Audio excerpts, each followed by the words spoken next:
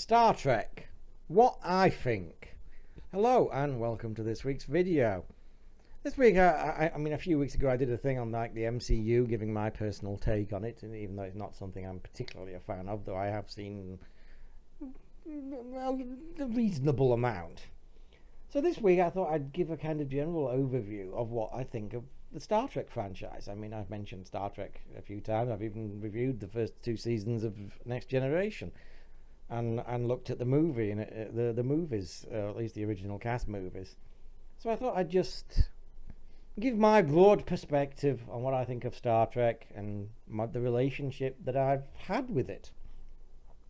Now, I was always aware of Star Trek as a kid, in much the same way that I was aware of Doctor Who. I wasn't necessarily a fan of it, but I was aware of it, and I saw some of it. I mean, I vaguely remember when I was a very little kid seeing bits of the motion picture and thinking it was boring. and I do remember Khan and Search for Spock and Voyage Home and that. Like I said, I wasn't a fan, but I was aware of it, and I was also aware, and I kind of had respect for the fact that this had been going on for a long time. You know, I may not have known the details. I didn't know anything about the original series or anything, but I was aware of the fact that these actors had been playing these roles for a very long time. And I respected that fact, you know. Now, when Next Generation came on, it would have been probably about 88, I think, in the UK. Yeah, it was a bit of a strange time. The late 80s and early 90s. There was quite. You don't really see much of it now, but back then there was quite a kind of a rivalry in British fans between kind of Doctor Who and Star Trek, and you know it was like a us versus them, British versus the US, and there was very much a rivalry, which I really don't think is all the case now. But there was back then, or at least there was, that I perceived that there was. And to be fair, the first couple of seasons of Next Generation did not exactly help that, because they weren't very good, were they? I mean, there's a couple of decent episodes in there, but they're not great. And there was also very much a perception that Star Trek was kind of pompous and preachy and full of itself, whereas Doctor Who was just fun and adventure and monsters. Again, it's not an entirely inaccurate perception, particularly of those first couple of seasons of Next Generation. That being said, I still watched Next Generation because it was one of the few bits of sci-fi that you got on British TV, especially after Doctor Who got axed. And I continued to watch Next Generation when it was on, when we moved to Australia, because it was on Channel 9 here, as were all of the Berman era shows were shown on 9 down here. But I would say that I kind of turned a corner on Star Trek. It became more than just kind of a passing thing with the advent of DS9. I really took to DS9. I took to DS9 pretty much straight away. I know it's the thing to say that it took several years to get going, like all Star Trek shows. I don't know, dude. I still like season 1 today, and I really took to it at the time. I took to it pretty much from the pilot. Just the darker tone, the darker setting, the more complex characters. Yeah, it just seemed to have more of a sense of humor as well, with Quark and that. I just really took to that show very early on and never really let go. Yeah. Voyager. Yeah, I have to be honest, I was never really a fan of Voyager. Or the majority of the cast, with the exception of Robert Picardo's Doctor, all seemed very bland. Even blander than a lot of the Next Gen cast, really, who at least, I mean, that's not necessarily fair, because obviously the Next Generation cast kind of grew into their roles as it went on. Mind you, I'm not entirely sure that a lot of Voyager ones really did that for the most part. At the time, I could not stand Janeway either. Her voice and her mannerisms just kind of got on my tits. She just seemed like a school mom in space to me at the time. I think I missed a lot of it. I did kind of start renting them on VHS later on because this is the thing with DS9. Like the last couple of seasons, I was so fucking hooked on DS9. I was buying the VHSs when they were coming out, like 2 episodes per tape. I was buying them to be up with it because Australia was a year behind, like it pretty much always fucking was. Voyager, I was renting. I was never buying Voyager, but I was renting some of the later seasons. Whereas with DS9, I was so thoroughly hooked that by the last 2 seasons, I was buying them as soon as they came on the shelf. I'm like, I'm not waiting a bloody year to see this. The Next Generation movies, I have to be honest, I don't really like them. I still don't. I love the original cast movies, especially 1, 2, 4, and 6. I think 5 is a bit of a duffer. But I love the original cast movies. I never liked the Next Generation movies. Generations I thought was meh. I thought it was completely unnecessary to bring back Captain Kirk just to kill him. It's like, why? Why did we need to do that? Star Trek 6 was supposed to be their send-off, and it was a fantastic send-off. Bringing Kirk back just to fucking kill him off so lamely, that was kind of shite. And I don't understand what this fucking obsession was with having to kill him to move on. It's like, looking back, it now seems incredibly stupid. When we're in 2023 and William Shatner's not only still fucking alive, he's still active, he's still with it. You could have had several more decades of Captain Kirk showing up and doing stuff. Maybe not full series or movies, but you could have had him in stuff. Especially if they'd done like the sensible thing. They brought him to the future in Generations. Why didn't they just keep him alive? Why kill him? Twats. I was never that big on First Contact. I know that's the one everyone says was great. I found it disappointing at the time. I still think it's kind of weak. When you compare it to some of the Borg TV episodes like Q Who and The Best of Both Worlds, and even the Enterprise episode, Regeneration, I think it looks really weak in comparison. And of course the other two are just pretty crap. Enterprise, I watched the pilot. I thought it was very impressive and very good and very different while still feeling like Star Trek. I just recall the next couple of episodes being really bog standard, typical Star Trek, and kind of dull, and just kind of tapping out. I think there was and I think this was the case for a lot of other fans as well. I think there was a real kind of fatigue setting in with how much Star Trek they'd had since 1987, and this was like the 4th series that they'd done. I think there was a sense of fatigue there, if not among the production, then certainly among the audience. And I just kind of tapped out, which later, kind of turned out to be a bit of a shame. The Abrams movies, I saw the first one.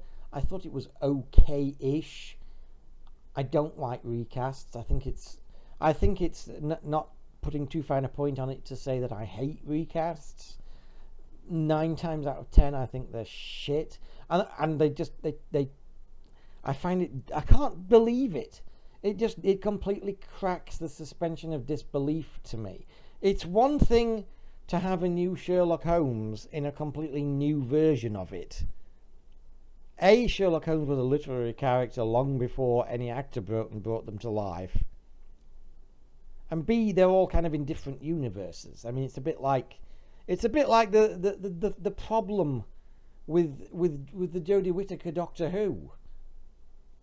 The moment they did that, I could no longer take it seriously. You know, that whole series rests on the thin suspension of disbelief that all these guys are somehow the same guy underneath. The moment you cast a woman, I'm sorry, that just completely cracked it, and it became a fucking joke. And that's the difference with something like, say, Elementary, where you have a female Watson. And again, on paper, I'm kind of like, that sounds like a shitty idea. Elementary was fantastic. I can't say it often enough. Watch Elementary.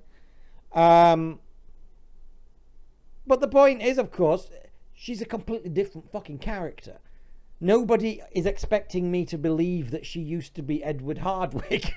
You know, it's the same thing with Star Trek. They were even trying to tie it into the original series by having Leonard Nimoy there, which made no sense. If Leonard Nimoy's there, why is this cunt playing Spock? Why isn't Kirk William Shatner? It just doesn't make any fucking sense to me. That being said, I thought the first one was tolerable enough. Into Darkness was absolute shit. It really was awful. I've never seen the third one. I've just got no interest at all. I know some people say it's better. I don't care. I've never seen that. I've never seen the 09 Star Trek again. I've no interest. And the Kurtzman era Trek, I've seen almost nothing of it, mainly because none of it looks appealing. I think I said in last week's video, I watched about 15 minutes of Discovery when I got Netflix in 2021. I mean, everybody's been saying that shit for years. I watched about 15 minutes of it, and I'm like, what is this? It doesn't even feel like Star Trek. Lower Decks, I've seen an episode and a half. It's a kiddie cartoon show. Okay, it's not really my kind of thing. Never seen the other cartoon show they've got. I never saw any of the short treks. I saw one on YouTube that looked absolutely fucking dreadful, and again seems to be made by people with no understanding of Star Trek. Picard, I was mildly interested in Picard, and then the reviews came out for the first couple of seasons, and you hear stuff about what's in them, and I'm like, no, I pass. Hard pass. Strange New Worlds. On the surface, it looks more like Star Trek than a lot of this stuff, and some people do like it more than a lot of this stuff. I'd give it a chance, except again, we're stuffed into this nonsense with these endless recasts. How many versions of Mr. Spock have we got now? And now Captain Kirk as well. I can't. How do you expect me to take it seriously? Especially when this is supposedly the same universe. How do you expect me to watch this? And it just takes me out of it. I know what Mr. Spock and Captain Kirk and Uhura and everybody else look like. They don't look like that. They look like William Shatner and Leonard Nimoy. What the fuck are you doing? I mean, the idea behind Strange New Worlds is a good idea. You know, going back to standard Star Trek things. But why do you have to fill it with endless fucking recasts? Can't you just... I mean, it's one thing to recast like Captain Pike, who was in a grand total of one episode. Okay. But when you're recasting these fucking iconic characters, and you keep doing it! You don't even recast them once, you're doing it 2-3 times now. I cannot deal with this. It just turns me right fucking off. I'm sorry. I can't take it seriously. Now, I said this last week. I know Picard Season 3 has apparently been a huge turnaround and has been hugely popular and actually feels like Star Trek, and it looks and sounds interesting, and I will give it a chance. I don't have Paramount Plus. When it comes out on DVD, I will buy that one, and I will watch that one, and hopefully I will like that one.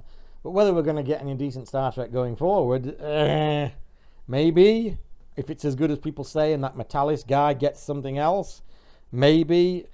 Starfleet Academy does not sound terribly appealing, especially Starfleet Academy apparently set in the Discovery universe. Why? And a Section 31 movie. Why? Look, Section 31 were a cool idea in DS9. They're supposed to be the bad guys, not the fucking protagonists. God. They really don't get fucking Star Trek at all, do they? Oh well. Anyway, but I mean, now going back to kind of the stuff as I've got older and revisited stuff, the original series of Trek, I can't get into it. I'm sorry, I can't get into it, and it kind of pisses me off because I want to, because I like the cast. I mean, I love the original cast movies, but there's just something about the original series I can't get into. It feels, it's so kind of campy, and not campy in a funny way, campy in a kind of cringy sort of a way. It's so dated, which is weird because I like some 60s stuff. I like some British 60s stuff, especially Doctor Who, The Avengers, Callan, some of the Hammers. There's just something about American TV in the 60s I just can't seem to connect with, which kind of ticks me off. Now, DS9 kind of never went away for me. Like I said, I bought like the last 2 seasons on VHS, and I think I kind of rented the early seasons and you know, made illicit copies of them. So and then when the DVDs came out, I bought them all straight away. So DS9's never really been away. It's kind of always been there. Next Generation, I don't know if I had like any episodes taped off air. A few maybe. I never bought it on VHS. I never bought it on DVD. I did buy the whole series on Blu-ray a few years ago, whenever it was, 3, 4, 5 years ago, and I've made my way through it. And I like Next Generation. I mean, yes, those first 2 seasons are a bit rough. And yeah, there are a lot of episodes that I'm not that keen on, to be honest. But I do like it, and I do enjoy it, and there's enough there that I do enjoy. So I'm happy to have that on Blu-ray, looking great. Voyager, I never taped that. I never bought that.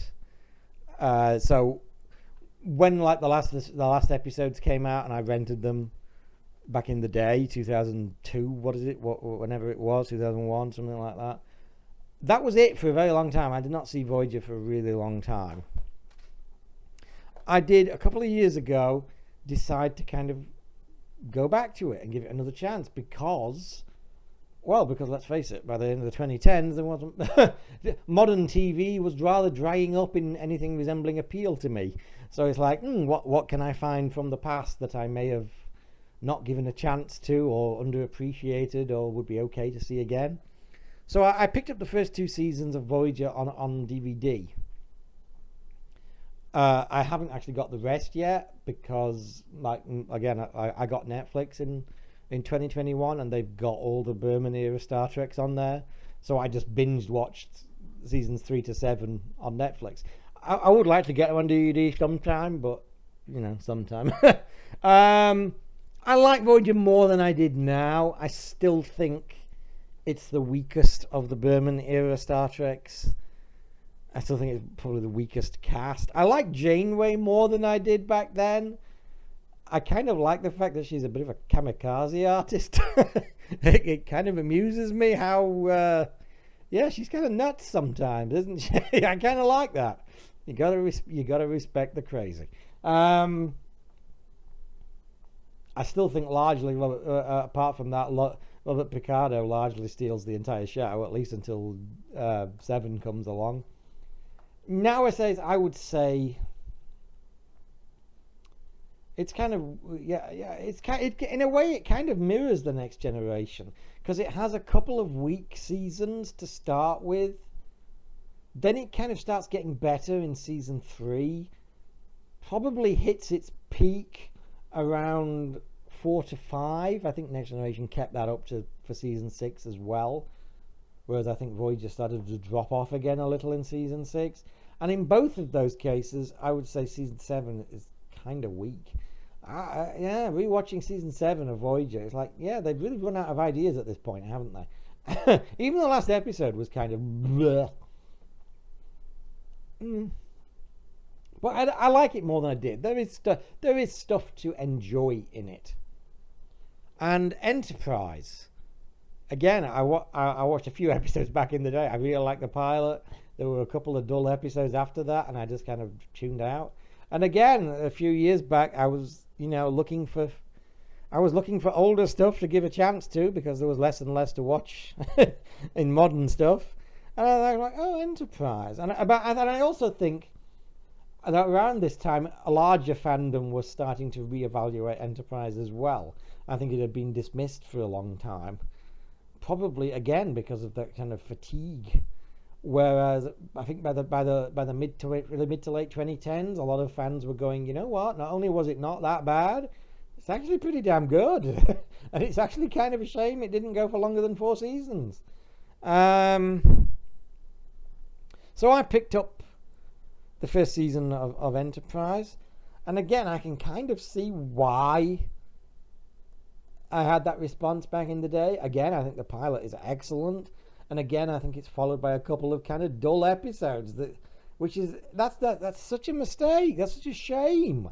You reel people in with a really exciting pilot, and then you can have a couple of dull episodes maybe later on in the season. But when you're starting out the gate, you should be having the first half a dozen at least should all be kind of kick-ass. That being said, I enjoyed Enterprise. I very quickly picked up seasons 2, 3, and 4, and very much fell in love with it and got in with it. I mean, even the first couple of seasons of Enterprise, they're definitely better than the first couple of seasons of Next Gen, and I'd say they're better than the first couple of seasons of Voyager as well. I really like the cast. I really like the characters. I like the feel of it. There is a more modern feel to Enterprise, but it's both the widescreen, but also the way the cameras move. There's just a much more kind of modern feeling to it. I really like Enterprise, but it still feels like Star Trek. It's different, but it still feels like Star Trek. I think season 3 is pretty good. I think dragging the Xindi arc out of the whole season was probably a mistake, because actually I seem to recall kind of catching a bit of it back in the day of season 3, and I had no idea what the fuck was going on. So I tuned back out again. Season 4, I mean, many people have said it's amazing, this season 4. It's probably it's a fantastic season. It's probably my second favorite season of Star Trek overall. And just in case I haven't mentioned it, my absolute favorite season of Star Trek, and I'm sure this will cause some butthurt even among some fans of that particular show. My favorite season of Star Trek is DS9, season 7. I'm sorry, I know some DS9 fans don't even like season 7. I find that absolutely baffling. I love season 7. I think there's like there's a lot of seasons of Star Trek where I skip episodes. I have to be honest. There's a lot of seasons of Star Trek where I skip episodes. There's some good stuff in there. I'm not watching the dull ones. I think there's like maybe 2 episodes of season 7 that I skip, which is the lowest of almost any season. The rest of that season I absolutely love. I love Ezri. I don't dislike Jadzia, but I kind of wish they'd brought Ezri in a couple of seasons earlier, because I really, really like her. The whole the final kind of 10 episode arc. There's lots of great standalones. I adore season 7. It's my favorite season of DS9. It's my favorite season of Trek, and I think probably Enterprise season 4 is probably my second favorite. I don't know about after that. I have to think about it, but there you go. Anyway, so yeah, I like Star Trek. I mean, I've never been as big a obsessive fan as I was of Doctor Who back in the day. I mean, I'm not particularly obsessive now because I still love the original. I still love the original series, but That's about it, really. I don't really care. I don't care about any of the ephemera now, like I did back in the day. I don't really care for much like Trek. I don't really care for the modern stuff. So, but yeah, I've really come to appreciate and like Star Trek, and it's something that it's a regular watch for me. Whether at the moment I'm currently rewatching DS9 season 4. It's a regular watch for me, whether it's Next Gen, DS9, Enterprise, even Voyager now, or one of the original cast movies. I thoroughly enjoy Star Trek. Anyway, that's this week's video. That's my take on the Star Trek franchise and the way I've related to it over the years. I hope you enjoyed this video, and I will talk to you again next week. Bye for now.